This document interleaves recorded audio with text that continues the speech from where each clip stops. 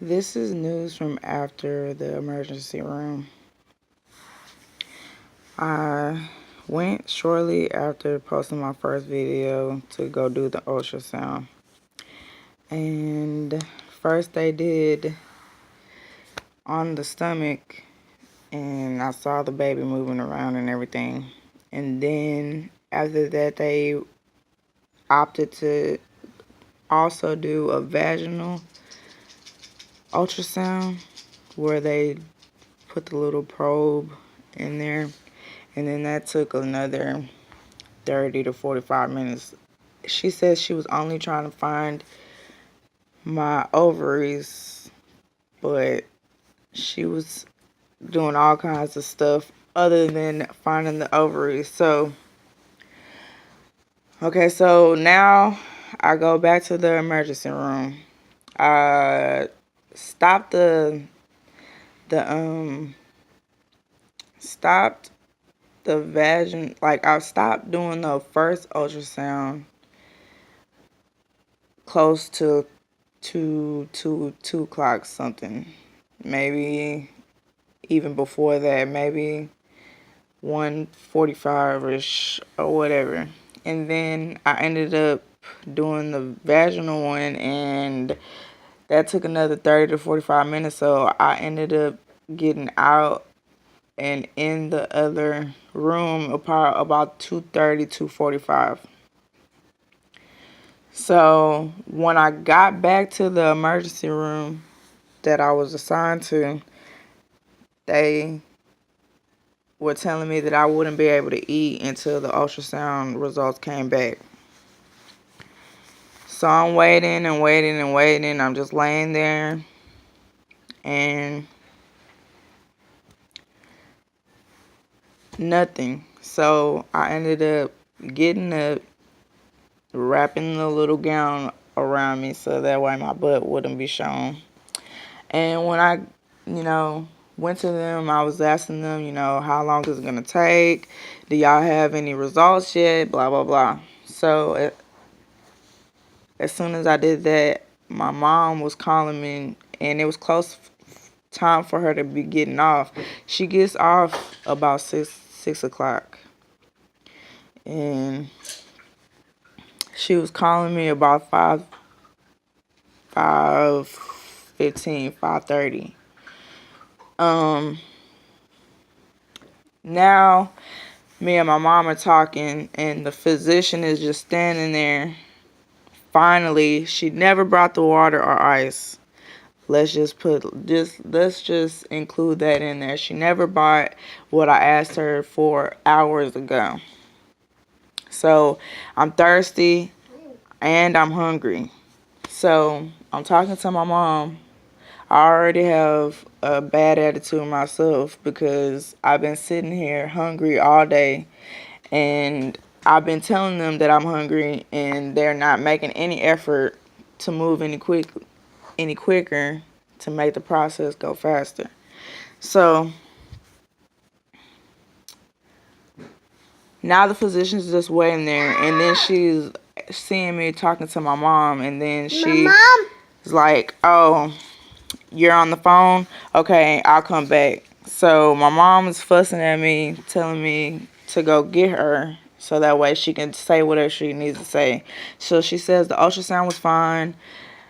The baby's heartbeat is at 179. The baby was being real active at the time. And we don't really know what's causing the bleeding. It could be implantation bleeding. It could just be anything, because that's usually what they say if they don't know. So she was like, "Yeah, you can eat. There's nothing wrong with that. Blah blah blah." So she was basically trying to hold me hostage because she was like, I was trying to go to the cafeteria because I really wanted some Chipotle, but that wasn't gonna happen because it was already late and I needed to get back to my son.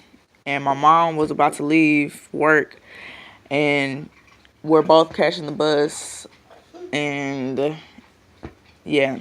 So Um, Dakari, stop! That's nasty.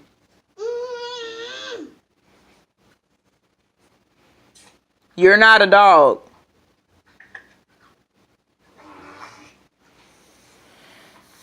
So she was like, let me just go see if I can get you a sandwich. And I said, but you know, I'm not supposed to be eating deli meat. And she was like, oh, yeah, you're right. Okay, and then she made a phone call to check to see if I can go to the cafeteria. I was already getting dressed because I'm like, y'all are either gonna let me go to the cafeteria or y'all can call me with the results because I'm hungry and I'm about to go.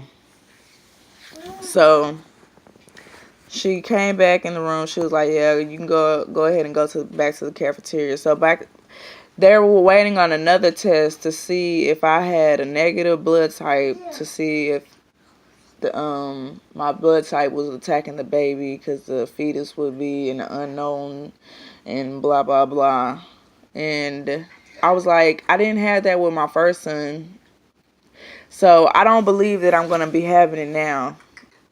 You know, blood types don't change. So she came back and she told me I can go to the cafeteria. I go to the cafeteria. By the time I go to the cafeteria and come back, all of a sudden they have the blood work. It's like I had to go to them to tell them, you know, what's up with the ultrasound. Oh, they had the results for the ultrasound. Now they're rushing to get the blood type, and I'm A positive.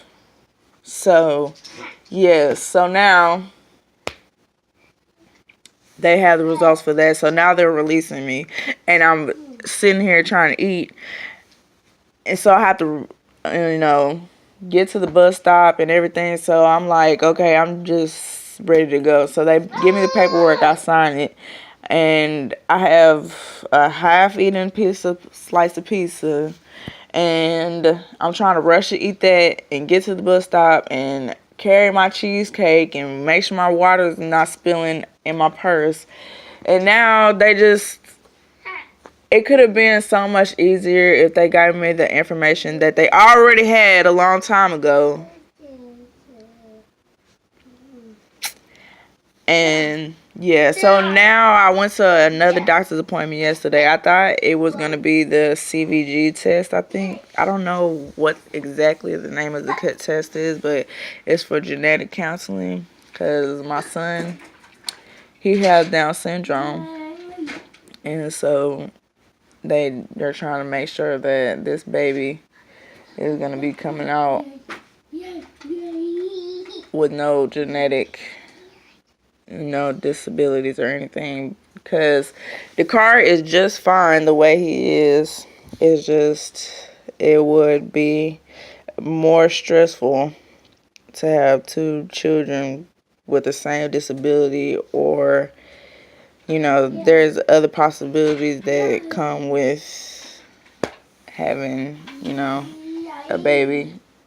So they're just trying to make sure that everything is okay.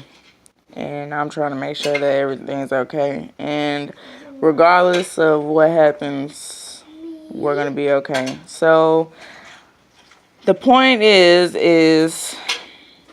I went to another doctor's appointment yesterday, and I thought it was genetic counseling, but no, it was just a regular doctor's appointment. And I got the heart rate again, and they said it was 165 or something like that, but I had 179 the day before.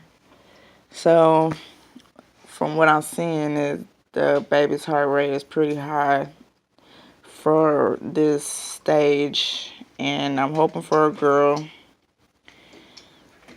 So I think everybody is hoping for me to have a girl. And this is just a quick, not so quick update about what happened in the emergency room. And she never bought me my ice and water. She tried to make me eat a sandwich. She ended up letting me go to the cafeteria anyway because she knew she was wrong.